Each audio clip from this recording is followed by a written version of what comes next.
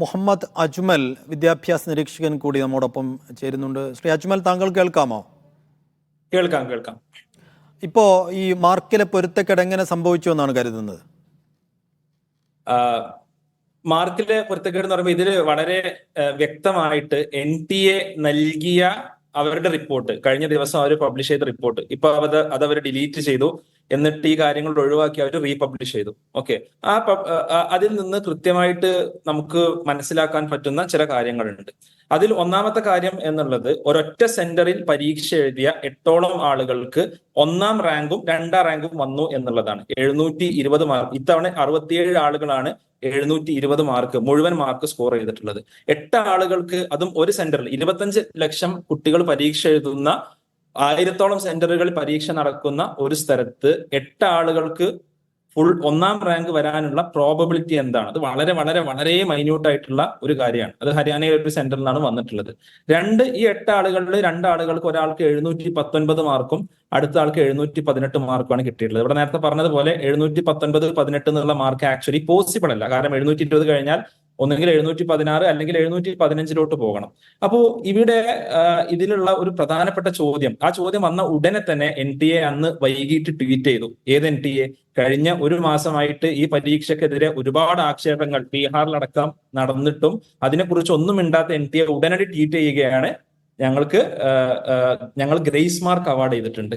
ആർക്കാണ് grace mark award ചെയ്തിട്ടുള്ളത്? സമയം മൂലം പ്രശ്നം വന്ന വിദ്യാർത്ഥികൾക്ക് കോർട്ട് ഓർഡറിന്റെ 2018 ഒരു കോർട്ട് ഓർഡറിന്റെ ബേസിസിൽ അവർ ഗ്രേസ് മാർക്ക് അവാർഡ് ചെയ്തിട്ടുണ്ട്.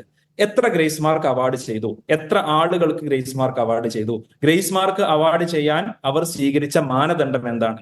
ഇതിലൊരു ട്രാൻസ്പെറൻസിയാണ് basically NTA, national testing agency, ആദ്യം കൊണ്ടുവരേണ്ടത്. കാരണം ഈ ഗ്രേസ് മാർക്ക് ആർക്കും എത്രയും അവാർഡ് ചെയ്യാം എന്നുള്ളൊരു സിസ്റ്റം ഇതുപോലത്തെ 25 ലക്ഷം ആളുകൾ എഴുതുന്ന കോമ്പറ്റീറ്റീവ് എക്സാമിൽ ഉണ്ടായാൽ അതൊരു അനാർക്കിയിലോട്ടാണ് നയിക്കുക. എന്നിട്ട് ഇതിനെക്കുറിച്ച് ഒരു ട്രാൻസ്പാരൻസിയും നൽകുന്നില്ല എന്നുള്ളതാണ് ഇതിലെ ഏറ്റവും വലിയ പ്രശ്നം എന്നുള്ളത്. ഓക്കെ, കാരണം നമ്മുടെ കുട്ടികൾ, ഞാനിപ്പോ ഇതിന്റെ വീഡിയോ ഒക്കെ ഇട്ടപ്പോൾ എന്റെ വീഡിയോയുടെ താഴെ കമന്റ് ചെയ്ത ഒരുപാട് കുട്ടികളുണ്ട്. എല്ലാവരും പറയുന്നത് ഞങ്ങൾക്കും സമയം നഷ്ടപ്പെട്ടിട്ടുണ്ട്. ഞങ്ങൾക്ക് നഷ്ടപ്പെട്ട സമയം ഇൻവിജിലേറ്റേഴ്സിന്റെ പ്രശ്നം മൂലം, സിസ്റ്റങ്ങളുടെ പ്രശ്നങ്ങൾ മൂലം ഞങ്ങൾക്ക് നഷ്ടപ്പെട്ടിട്ടുള്ള സമയം എങ്ങനെയാണ് ഞങ്ങൾക്ക് അക്കൗണ്ട് ചെയ്ത് തരുന്നത്? ആർക്കാണ് അപ്പോൾ NTA മാർക്ക് കൊടുത്തത്?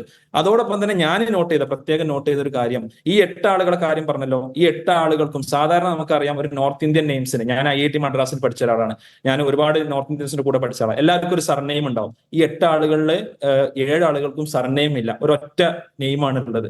സാധാരണ അങ്ങനത്തെ ഒരു സംഭവം തന്നെ നമുക്കറിയാം, നോർത്ത് ഇന്ത്യൻസിന് അറിയുന്നത് നമുക്കറിയാം, അത് പോസിബിൾ അല്ല എന്നുള്ളത്. So there is something fishy. അത് എന്താന്നുള്ളത് NTA കൃത്യമായിട്ട് വിശദീകരിക്കണം. ഇല്ലാന്നുണ്ടെങ്കിൽ ഒരു 25 ലക്ഷം ആളുകൾ എഴുതുന്ന, ഒരുപാട് കുട്ടികൾ ആശ്രയിക്കുന്ന, ഒരുപാട് ആളുകളുടെ സ്വപ്നമായിട്ടുള്ള ഒരു എക്സാമിന്റെ NTA പ്രോപ്പർ കംപ്ലൈന്റ് നിങ്ങൾ നൽകിയെന്ന് കരുതുകയാണ്. അതിനിപ്പോ ഒരു കൃത്യമായ മറുപടി നിങ്ങൾ പ്രതീക്ഷിക്കുന്നുണ്ടോ? അങ്ങനെ അല്ല എങ്കിൽ എന്താണ് വിദ്യാർത്ഥികളുടെ അടുത്ത നീക്കം?